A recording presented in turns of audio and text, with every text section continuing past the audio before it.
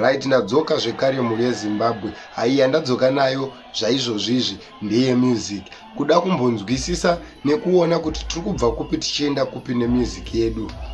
Takanga tiri kushow yaSeeKalaz yanga yakabatanidzwa birthday bash uye nealbum launch yaSeeKalaz. Uko kakandakidza zvikuru, asi pane chinhu 1 chandakaongorora ndikatarisa kuti no, pane nhau iri kuitika yekuti Kona Ngale izvezvizvi this year ane clash yaari kuda kuita naMad Viper, but hondo dzacho dziri kuita kunge dzakangowanda, so handizive kuti maonero angu here kana kuti mafungiro angu, asi inini ndiri kuona sekuti hondo dzacho dzati wande nekuti Kona Ngale taona abva kuimba munhu waakakwanisa kudhisa pamusic yaimba ipapo ndiMad Viper. Zvandichaita ndichakupai mavideos acho muone kuti zvii zvandiri kutaura.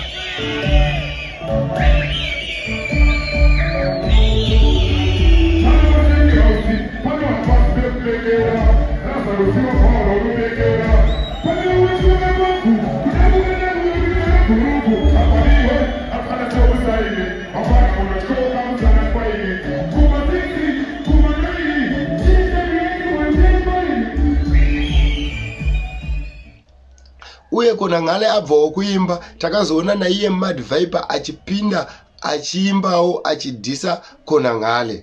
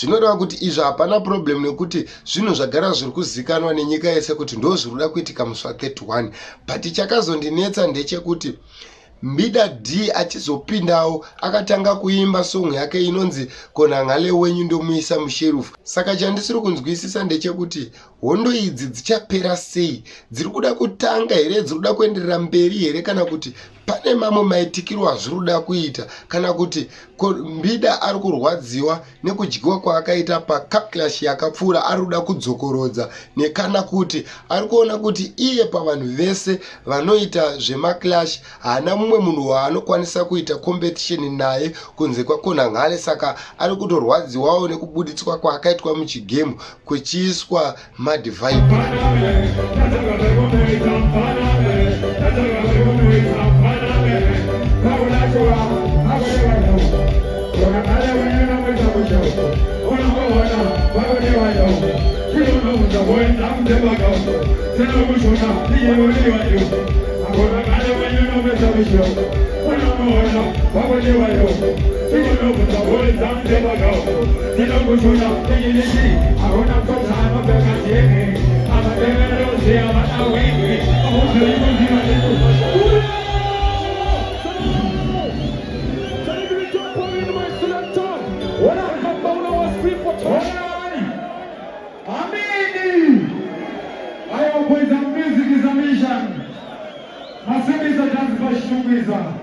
Andizive kuti munopaona sei, asi munhu wese ari kupinda akadhisa Kona Ngale. Aiwa, Kona Ngale da kumbomupa sando, respect my brother. Ende ari kutora chimwe chinhu, kana makambozvitarisa zvakamboitika pamaclash akamboitwa Soldier Love naSeekers, ukada kuzvitarisa kuti munhu wese anga angova against Seekers, pane chimwe chinhu chinenge chichida kuonekwa. Saka saizvezvi pageneration yatinayo totongoti mauto ndo mabhanditi.